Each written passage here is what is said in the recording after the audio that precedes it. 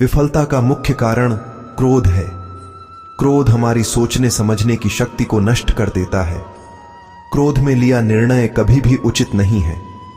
क्रोध हमारी बुद्धि में भटकाव पैदा करता है। अक्सर क्रोध के कारण हम गलत निर्णय ले लेते हैं, जिसके कारण कभी कभी हमारा सब कुछ नष्ट हो जाता है। क्रोध व्यक्ति के जीवन में सभी प्रकार की असफलताओं का मूल कारण है।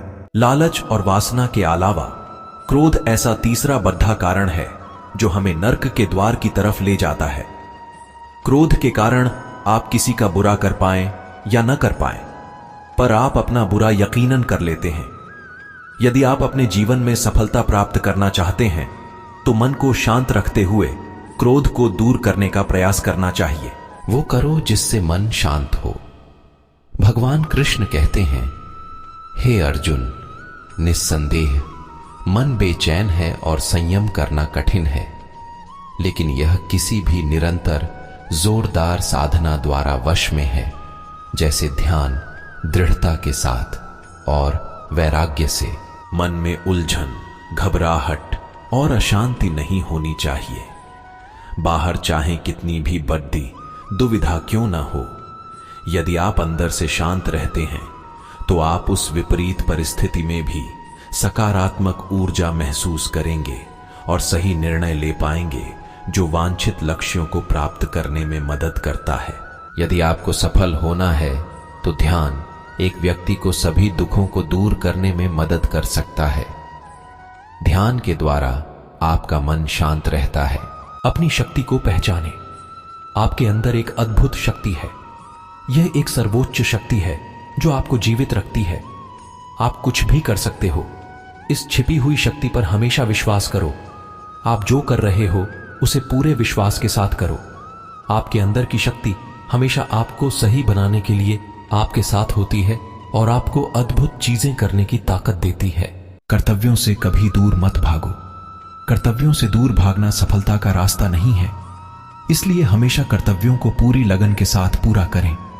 कर्तव्य हमारा अपने लिए भी है, अपने माता पिता, परिवार, मित्र, शिक्षक, देश एवं समाज सभी के लिए होता है।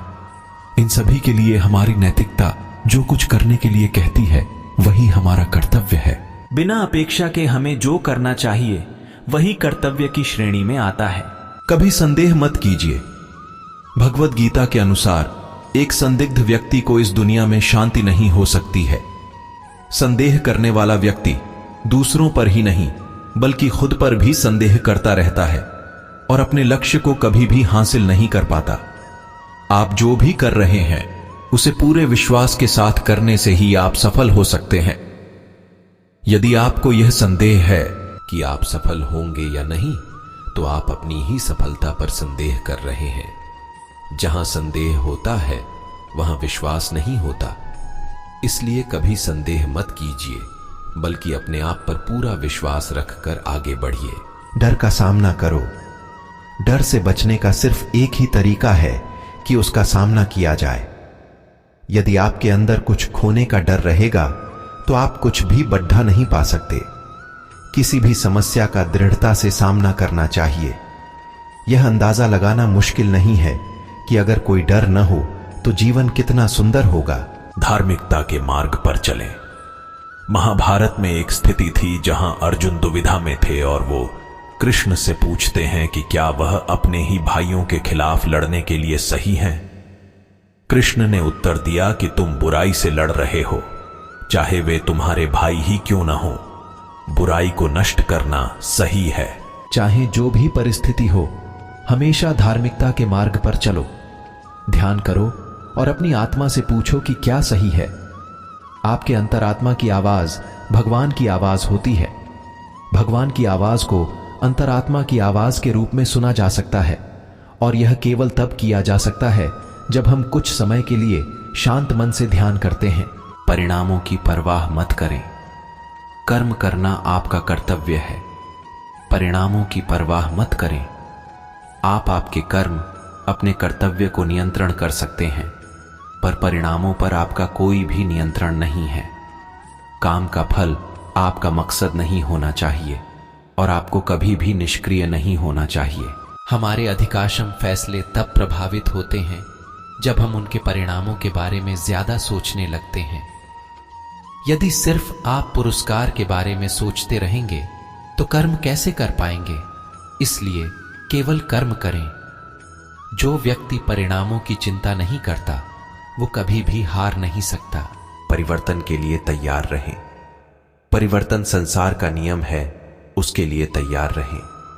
परिवर्तन ही जिंदगी का सार है, चाहे वह जिंदगी हो या कुछ और। परिवर्तन के लिए हमेशा तैयार रहना चाहिए। यदि आप इसके लिए तैयार नहीं होते तो आप कभी भी आगे नहीं बढ़ सकते। इसलिए परिवर्तन जरूरी है। अपने दिमाग को विचारशील बनाइए और मार्ग में आने वाली बाधाओं का सामना कीजिए। हमें यह जानना जरूरी है कि राहें कहां कहां तक जाएंगी तथा कहां तक ले जाना है। इसलिए हमेशा विचारशील बनकर रहिए। उच्च मानक निर्धारित करें। जब आप कार्रवाई के अपने पाठ्यक्रम पर फैसला कर लेते हैं तो अपने स्वयं के सफलता के मानकों को निर्धारित करें। अपनी खुद की सफलता को बेंचमार्क करें और फिर नई ऊंचाई बनाएं। सबसे बड़ी उपलब्धि हासिल करने वालों ने खुद को अधिक से अधिक स्तर हासिल करने के लिए प्रेरित किया है। वे खुद से प्रतिस्पर्धा करते हैं और अपने जीवन के सभी क्षेत्रों में सीखना जारी रखते हैं। वे सफलता और विफलता के साथ मिलते हैं लेकिन फिर भी बढ़ते रहते हैं और उनकी यात्राएं हमें प्रेरित करती रहती हैं और हमारे जीवन को प्रकाश देती हैं। हमेशा विनम्र रहें। श्री कृष्ण सारी सृष्टि के स्वामी थे, फिर भी वे विनम्र थे और अपने बड़ों के प्रति सम्मान दिखाते थे। चाहे वह उनके माता पिता हों, शिक्षक हों या उनके निर्धन मित्र सुदामा, वह उन्हें खुश करने के लिए हमेशा उत्सुक रहते थे। इस वजह से लोग हर जगह उसकी मदद करने को तैयार थे। यदि आप सफल होना चाहते हैं तो आपको हमेशा विनम्र रहना होगा। सभी के प्रति सम्मान दिखाना होगा, क्योंकि विनम्रता सारे सद्गुणों की नींव है। कवि प्रेमचंद ने कहा है, जहां नम्रता से काम निकल जाए वहां उग्रता नहीं दिखानी चाहिए।